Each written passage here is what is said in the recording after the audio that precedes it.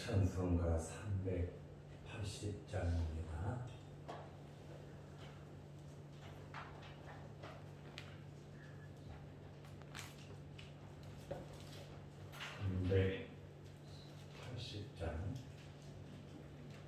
나의 생명 되신 주 주님 앞에 나아갑니다. 주의 흘린 보혈로 정케하사 받아 주소서. 날마다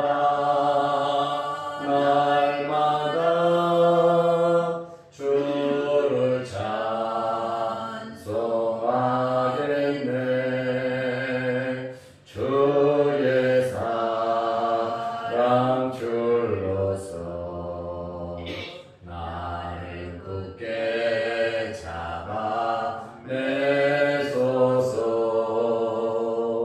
괴로운 세상 지낼 때 나를 인도하여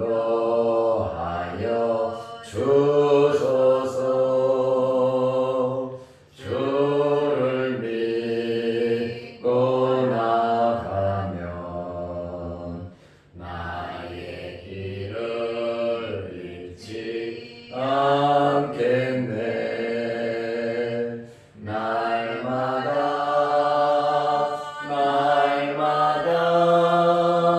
주를 찬송하겠네. 주의 사랑 줄로서 나를 굳게 잡아매소서. 세상 살아갈 때에 주를 더욱 사랑합니다. 발버둥 난 천국에 나의 영혼 들어가겠네. 날마다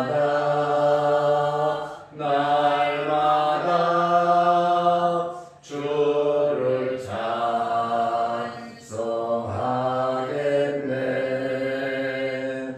주의 사랑 줄로서 나를 굳게 잡아내소서.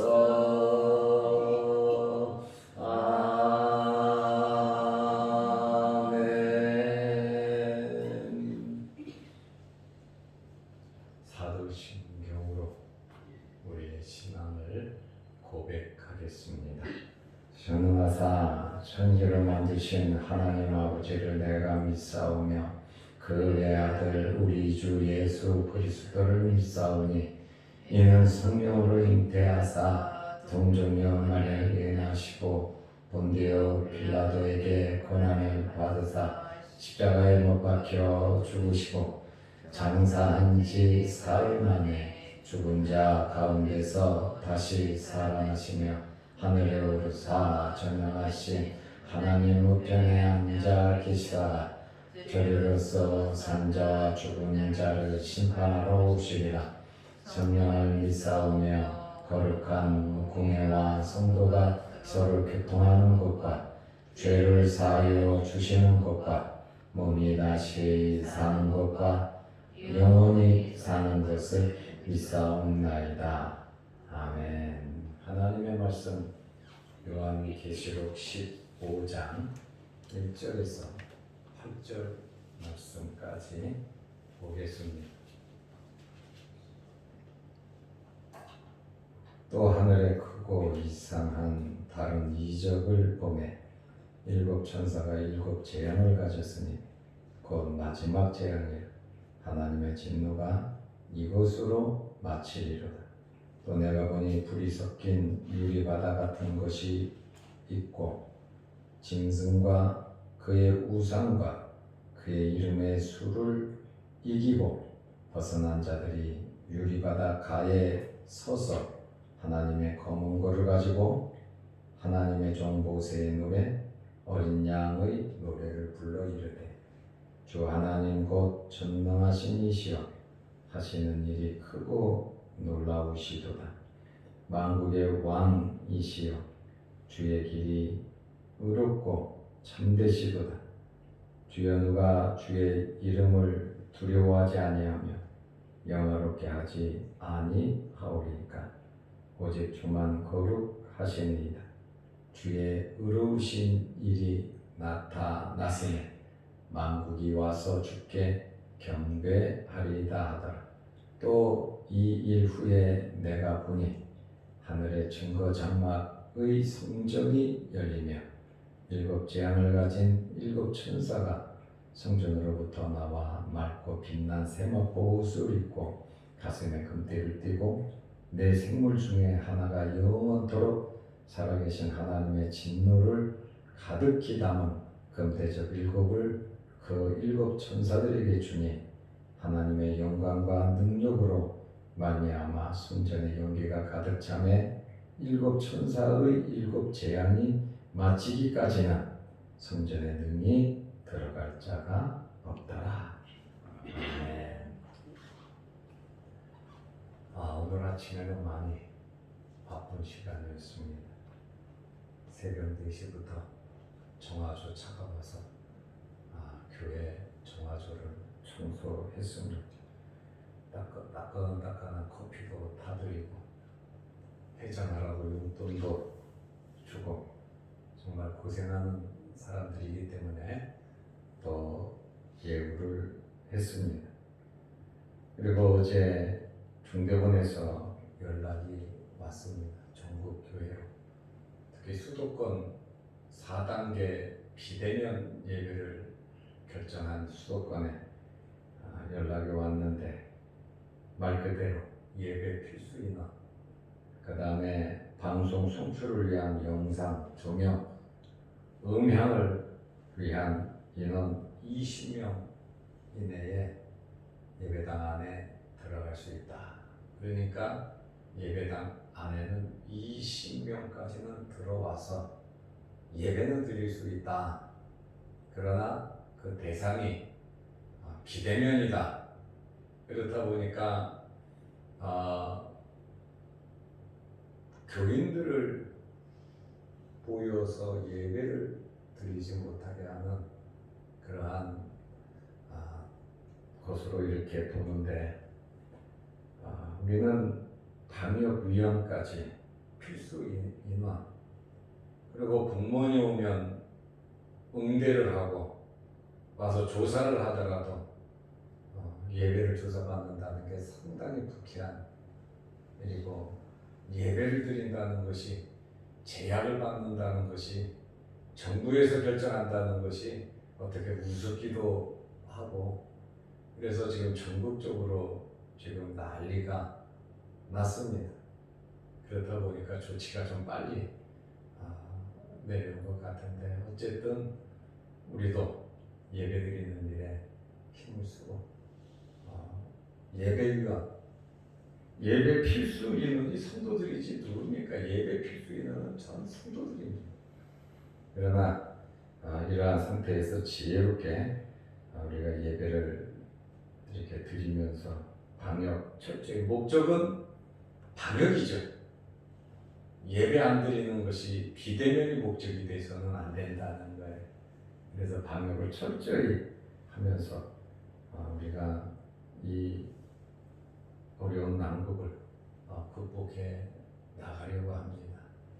여러분들도 이럴 때 내가 참 봉사도 하고 또 방송에 대해서 또 예배에 대해서 한 번 더 깊게 생각을 하면서 협조해 주시기를 바랍니다. 계시록 15장 16장은 일곱 대접 재앙을 설명하고 있습니다. 이 재앙은 언제 일어나느냐? 예수님께서 재림하시기 바로 직전에 일어나는 마지막 재앙입니다. 하나님의 마지막 진노의 심판이라고 말하고 있어요.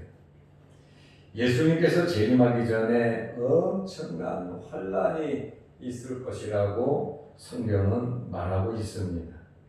마태복음 24장 29절 말씀을 보면 그날 환란 후에 30절 말씀에 보면 그때에 인자의 징조가 하늘에서 보이겠고 환란 후에 인자의 징조가 보일 것이다. 이렇게 말을 하고 있어요. 첫째로 우리가 생각할 것은 7 대접 재앙의 성격입니다. 지금 마지막 남은 재앙이 7 대접 재앙입니다. 우리가 첫째 7인 재앙을 말씀을 통해서 보았습니다. 7 나팔 재앙도 보았습니다. 이제 마지막 7 대접 재앙이 남았습니다. 이 7 재앙의 대접 재앙의 성격은 첫째로 하늘로부터 내려오는 재앙입니다. 하늘은 하나님께서 계시는 곳을 상징합니다. 그러므로 이 재앙은 하나님께로부터 오는 것이고 하나님의 승인과 하나님의 계획과 하나님의 역사하심 속에서 이 대접 재앙이 임하게 됩니다. 둘째로 이 재앙을 가리켜서 요한은 하늘의 크고 이상한 다른 이적이라고 말을 하고 있어요. 이 땅에 임할 마지막 재앙인데 요한은 계시록 12장에서 해를 입은 한 여자와 붉은 용 사건을 가리켜서 이적이라고 했습니다. 그런데 이제 1절 말씀을 보니까 이 7 대접 재앙도 이적이라 크고 이상한 이적이라고 말을 하고 있습니다. 12장의 이적은 용이 활약하는 용이 엄청나게 하나님을 모독하고 하나님의 백성을 괴롭히는 그것에 대한 활약을 말한 것이라면 이제 이 본장에서 7 대접 재앙이라고 하는 것은 용에게 환난을 내리는 이적이라고 그래서 요한은 크고 이상한 이적이라고 말을 하고 있어요. 그래서 1절에 보니까 이상한 다른 이적을 보매 그러잖아요. 자기가 또 봤다 이렇게 말을 하잖아요. 15장에서 여기 보매라고 하는 봤다라고 하는 보니라고 하는 요한이 봤다라고 하는 이 말을 1절, 2절, 5절 3번 나오고 있습니다. 이 환상의 진실성. 요한은 자기가 본 그것에 대해서 환상의 내용을 충실하게 지금 전달하고 있습니다. 이 재앙은 7 천사가 가지고 내렸습니다. 7 천사가 직접 자기들 주관을 가지고 자기들이 만들어서 내린 것이 아니고 7 천사는 7 대접을 가지고 하나님께서 계획하신 하나님의 말씀에 수종드는 그러한 역할만 하는 것입니다. 그리고 네 번째로 이 7 대접 재앙은 인류 역사의 마지막 재앙이라고 하는 말씀입니다. 하나님께서 재앙을 내리시는 목적이 있습니다. 사람을 괴롭히려고 재앙을 내리시는 것이 아니라 회개시키기 위해서 하나님께서 재앙을 내리셨습니다. 그러나 끝까지 회개하지 않는 이들에게 하나님의 진노, 엄청난 하나님의 진노가 임할 것을 말을 하고 있습니다. 그런데 2절 말씀에 보면 첫째는 7 대적 재앙의 성격을 설명하고 승리자의 노래가 나옵니다. 2절 말씀에 보니까 노래하는 자들이 있습니다. 노래하는 자들이 누구냐? 짐승과 그의 우상과 그의 이름 666 숫자를 이기고 벗어난 자들입니다. 붉은 용에 의해서 바다에서 나온 짐승, 땅에서 올라온 이 짐승, 또 불신자들, 이러한 악한 세력들이 교회를 핍박하고 성도들을 엄청나게 핍박하는데 그 핍박을 다 견디고 이긴 자들이 이 찬송을 부른다는 거예요. 그 찬송을 부르는 자들에게 저와 여러분들이 있으시기를 바랍니다. 이들은 짐승의 표 666을 받기를 거절했습니다. 하나님의 계명을 지키고 그리스도를 믿는 신앙을 지킨 자들입니다. 이들은 엄청나게 많은 어려움을 겪었습니다. 제가 한번 곰곰이 생각해 봤어요. 짐승의 피를 받지 않으면 매매를 할 수 없다고 그랬잖아요. 그렇죠? 매매를 할 수 없을 뿐만 아니라 몸이 아파도 병원에 갈 수 없어요. 치료를 받을 수가 없어요. 어디 가고 싶어도 갈 수가 없어요.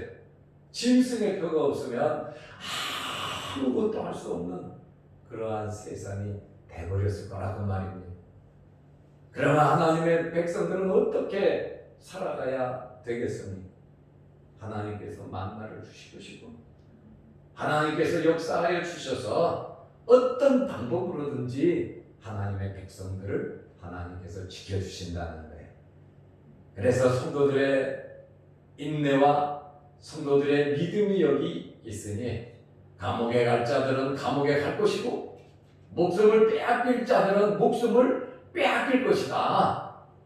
그것이 바로 성도들의 인내고 성도들의 믿음이라고 말씀하고 있어요. 하나님께서 힘이 없어서 하나님께서 약해서 하나님의 백성들이 고난당하는 거 아니잖아요. 예수님께서 힘이 없어서 돌아가셨습니까? 예수님의 12 제자들이 힘이 없어서 다 순교를 했습니까? 스데반 집사가 돌에 맞아 죽었습니까? 지금도 주의 복음을 전하는 많은 사람들이 이슬람권에서 공산권에서 목숨을 잃어가고 있습니다. 그러나 여러분 기쁘게 즐겁게 하나님을 바라보며 찬송하면서 간단 말이에요. 영광스럽게 하나님의 나라에 들어가는 자들이다라고 하는 그런 말이에요. 인간적으로 세상적으로 생각하면 하나밖에 없는 목숨을 잃어야 되고 가족들과 헤어져야 되고 또 가족들에게 올 여러 가지 많은 아픔과 고통이 있지만 그래도 하나님에 대한 신앙과 믿음을 기쁘게 지키면서 하나의 미랄이 되어 간다고 말이에요. 속상해서 억지로 마지못해서 목숨을 빼앗기고 감옥에 가는 것이 아니라 기쁜 마음 즐거운 마음으로 하나님을 믿는 신앙을 지키면서 살아가는 것이다. 그러나 오늘 이 말씀을 보세요. 짐승과 그의 우상과 그의 이름의 수를 이기고 벗어난 자들이 하나님 보좌 앞에서 천국에서 찬송을 부르고 있잖아요. 이 세상이 전부 다가 아니다라고 하는 사실을 우리는 알아야 됩니다. 눈앞에 있는 것만 생각하고 영원을 잃어버리는 우리가 되어서는 안 되겠다라고 하는 그러한 말씀입니다. 이들은 하나님의 검은고를 가진 자들이에요. 하나님의 검은고를 가지고 하나님의 검은고를 가지고 하나님의 것을 가지고 찬양을 하는 그러한 모습을 볼 수가 있습니다. 그러면 노래하는 장소가 어디인가? 둘이 섞인 유리바다 같은 곳이 있는 유리바다에서 찬송합니다. 요한계시록 4장을 보면 사도 요한이 하늘문이 활짝 열리는 것을 보았습니다. 하늘문이 활짝 열리니까 하나님의 보좌가 있었습니다. 그 보좌에 하나님께서 앉아 계셨습니다. 보좌 주변에 24 장로들이 있었습니다. 그런데 4장 6절 말씀에 보니까 보좌 앞에, 하나님의 보좌 앞에 무엇이 있느냐? 수정과 같은 유리 바다가 있었어요. 하나님 보좌 앞에 수정과 같은 유리 바다가 있었는데, 노래하는 자들이, 믿음을 지킨 이 신앙인들이 어디에서 노래를 불렀습니까? 천국 하나님의 보좌 앞에 모여서 하나님께 찬양을 올렸다는 거예요. 그러니까 우리는 하나님의 보좌에 가서 찬양할 자들이다, 그 말이에요.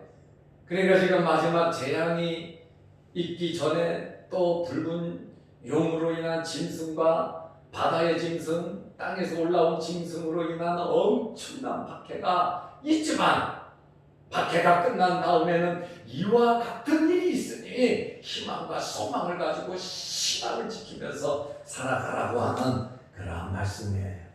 이러한 희망과 소망이 여러분들에게 있으시길 바랍니다. 이것을 바라보면서 우리가 십자가를 지고 살아가는 것입니다. 이들이 부른 노래는 모세의 노래와 어린 양의 노래라고 말을 하고 있어요. 계시록 15장 3절 4절 말씀에 설명을 하고 있어요. 이것은 모세와 어린 양의 노래가 아닙니다. 두 가지의 노래가 아니라 한 가지 노래를 부른 거예요. 어떤 노래를 불렀습니까? 모세가 부른 노래 출애굽기 15장에는 하나님의 크고 놀라운 구원을 주시는 은혜에 대한 찬양을 하고 있습니다. 이스라엘을 구원하신 하나님의 놀라우신 구속의 은혜를 찬송하고 있어요. 그와 같이 여러 가지 많은 세상 속에서 환난이 있지만 우리를 지켜주시고 인도하여 주시고 영원한 나라로 우리를 알곡으로 거두신 하나님께 감사와 영광과 찬양을 올리는 내용이 오늘 본문의 내용이에요. 3절, 4절 말씀이에요. 그리고 셋째로 일곱 천사가 일곱 금 대접을 받았습니다. 5절 말씀에 보면 승리자의 노래 후에 또 이 일 후에 내가 보니, 또 보고 있잖아요. 하늘에 증거 장막의 성전이 열리니. 증거 장막 성전이라. 증거 장막이 뭡니까? 법궤를 의미하고 있단 말이에요. 아주 하나님의 나라의 핵심부를 의미하고 있단 말이에요. 이스라엘 사람들이 광야에서 생활할 때에 법궤가 있었던 그 장막을 생각하면 됩니다. 모세가 법궤를 만들고 증거 장막을 만든 것은 하늘의 실체, 하나님의 나라에 있는 그것을 보고 모세가 만든 것입니다. 성막은 천국의 모형이에요. 성막대로 성전을 지었으니 성전은 천국의 모형이에요. 천국의 모형은 무엇입니까? 예수 그리스도시다, 그 말씀입니다. 그러니까 모세가 이 성막을 만든 것은 하나님의 나라를 보고 하늘나라에 있는 증거 장막의 성전을 보고 모세가 만들었는데, 그것을 모세만 본 것이 아니라 요한도 똑같이 지금 보고 있다, 그 말입니다. 이제 하나님의 증거 장막의 성전이 열리니 6절 말씀을 보니까 일곱 재앙을 가진 일곱 천사가, 천사 하나하나에게 이 재앙의 그릇이 주어졌단 말이에요. 일곱 천사가 성전으로부터 나와 맑고 빛난 세마포 옷을 입고 가슴에 금띠를 띠고. 천사의 모습이 맑고 빛난 세마포 옷을 입었다, 가슴에 금띠를 띠었다. 예수님의 모습과 똑같습니다. 어떤 분은 이 천사가 예수님이다 그러는데 예수님의 아내예요. 예수님과 같은 옷을 입었단 말이에요. 빛남 세마포 옷을 입고 가슴에 금띠를 띠고. 천사가 왜 이런 옷을 입고 있었을까요? 하나님의 대리자로서 하나님의 권세를 위임받았기 때문에 이와 같은 옷을 입고 하나님의 명령에 의해서 하나님의 일을 하는 대리자로서의 그 모습, 하나님의 권위와 하나님의 주권을 대리하기 때문에 이와 같은 예수 그리스도와 같은 복장을 하고 입었음을 우리에게 보여주고 있습니다. 내 생물 중에 하나로부터 이제 하나님의 보좌 옆에 24장로들이 있고 또 그 주변에 내 생물이 있어서 영물이라 그랬죠.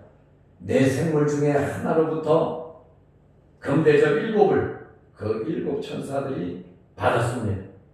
금대접 7을 내 생물 중에 하나가 주었는데 내 생물은 요한계시록 4장 7절에 나옵니다.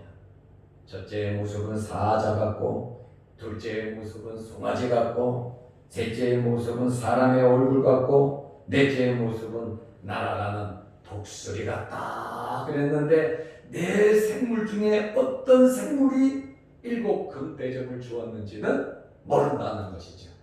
누구일 것이다 라고 추측할 수도 없어요. 내 생물 중에 하나가 영원토록 살아계신 하나님의 진노를 가득히 담은 금대접 7을 그 7 천사들에게 주니 달도 차면 기운다 그러잖아요. 이제 하나님의 진노의 그릇이 가득 찼다는 거예요. 가득 찼기 때문에 때가 됐고 심판이 임하는 거예요. 노아의 홍수도 그랬고 소돔과 고모라도 그랬고 또 가나안을 멸망시켜 이스라엘 사람에게 준 것도 그들의 죄가 가득 찼기 때문에 하나님께서 심판을 하셨다는 거예요. 니느웨의 성도 심판이 가득 차서 요나를 보냈는데 회개함으로 그들에게 구원 용서가 있었잖아요. 하나님의 진노를 가득히 담은 금대접 7이라 이렇게 말을 하고 있어요. 저는 여기서 금대접을 한번 생각해 보았습니다. 계시록 5장 8절에 보니까 금대접에 무엇이 담겼습니까? 성도들의 기도가 금대접에 가득 담겼다 그랬잖아요.